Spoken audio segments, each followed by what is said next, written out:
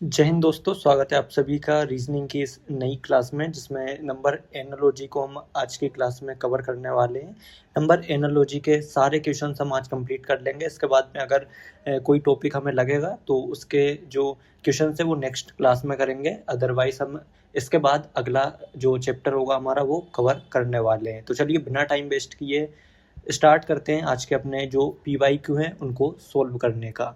तो देखिए, सबसे पहले हमारे पास SSC MTS 2024 का क्वेश्चन है, जिसमें यहाँ पर जो 14 का संबंध है 196 से दिया है। 14 का संबंध 196 से दिया है, ठीक है। तो डायरेक्टली यहाँ पर जो ये है इसका स्क्वायर हो रहा है। 14 का स्क्वायर है 196, तो 18 का स्क्वायर हमें पता करना है। तो 18 इंटू 18 करेंगे तो यहाँ पर 324 आपका स्क्वायर होता है 18 का। तो इसका राइट ऑप्शन होगा ऑप्शन बी 324। नेक्स्ट क्वेश्चन है अपना SSC GD 2023 का। यहाँ पर 4 का संबंध दिया है। सॉरी, एक मिनट। यहाँ पर 4 का संबंध दिया है 20 से, ठीक है। तो 4 इंटू 5 20, ठीक है। तो सेम इसी तरीके से 7 का हम करके देखते हैं। यहाँ पे 4 से 5 पे जा रहा है, तो 7 से हम एक प्लस करते हैं 8, 7 8 जा 56, यानी ऑप्शन बी 56 इसका राइट आंसर होगा। रेलवे ग्रुप डी 2024 का ये क्वेश्चन है, जिसमें 15 का जो संबंध है आपका दिया है किससे, 60 से, ठीक है। तो 15 का संबंध 60 से दिया है, यानी कि 15 इंटू 4 यहाँ पे हो रहा है, जिसकी वजह से 60 आ रहा है, ठीक है। तो सेम इसी तरीके से 90 इंटू 4 अगर हम करते हैं तो यहाँ पर आपका आ जाता है 76। तो इसका राइट आंसर होगा ऑप्शन है 76। SSC CPO का ये क्वेश्चन है, 12 का स्क्वायर है 144, ठीक है। हमें डायरेक्टली यहाँ पर पता चल रहा है 144 जो है इसका स्क्वायर है। तो 16 का स्क्वायर हमें निकालना है। 16 का स्क्वायर होगा 256। स्क्वायर और क्यूब आप जितने अच्छे से याद करोगे आपका बेनिफिट रहेगा। तो 256 यहाँ पर ऑप्शन सी इसका राइट आंसर होगा। SSC CHSL का ये सवाल है। यहाँ पर 3 का जो संबंध है आपका दिया है किससे, 27 से।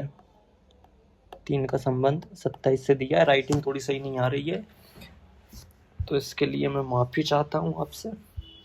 और 5 का संबंध हमें पता करना है किससे होगा। तो डायरेक्टली हमें पता चल रहा है 3 का क्यूब जो है 27 होता है, ठीक है। 3 3 जा 9 और 9 3 जा 27, ठीक है। तो ये 3 का क्यूब है, तो 5 का क्यूब हमें पता करना है। तो 5 का क्यूब होता है 125, राइट। तो 125 इसका ऑप्शन सी राइट आंसर होगा। नेक्स्ट क्वेश्चन है अपना RRB NTPC 2023 का। यहाँ पर जो है अपना 21 का संबंध दिया है किससे, 14 से। तो 35 का जो संबंध है किससे होगा ये हमें पता करना है।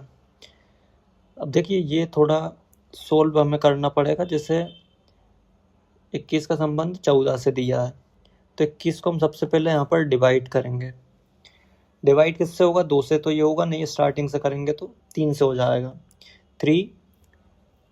3 से चला जाएगा अपना कितनी बार, 3 5 जो 15, 3 6 जो 18, 3 7 जो 21, ठीक है।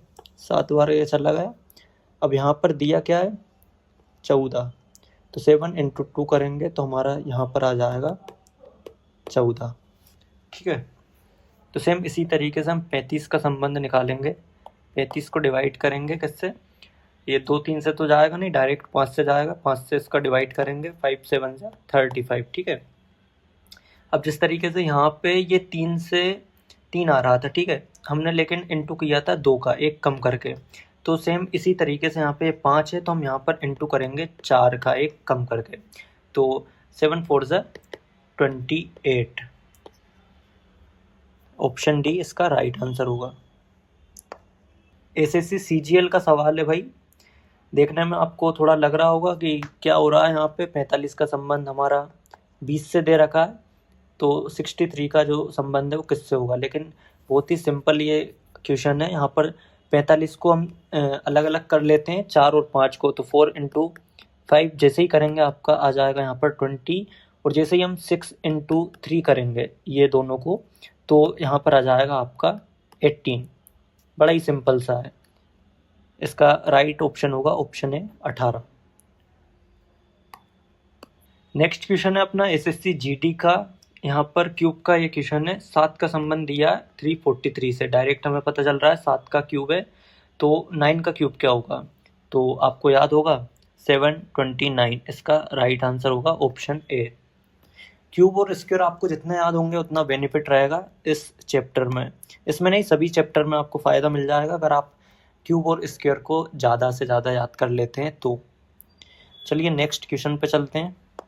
नेक्स्ट और अपना लास्ट क्वेश्चन है आरआरबी ग्रुप डी 2023 का, क्योंकि इसके बाद नंबर एनालॉजी को हम यहीं समाप्त करने वाले हैं।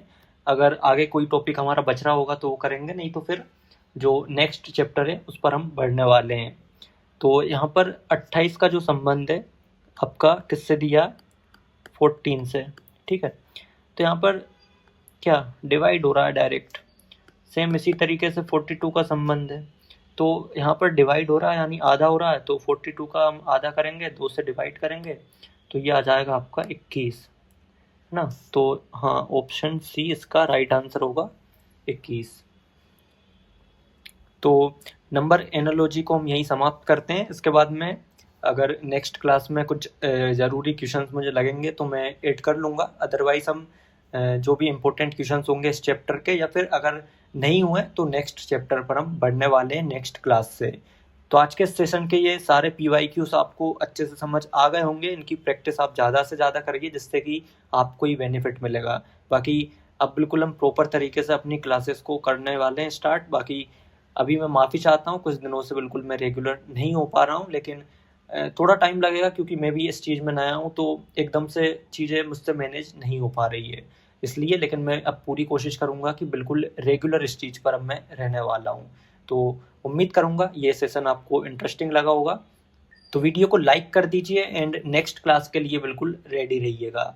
बाकी बीच के इस टाइम में आप अपनी प्रैक्टिस ज़रूर से करिएगा। चलिए मिलते हैं नेक्स्ट क्लास में, तब तक के लिए थैंक यू सो मच। जय हिंद।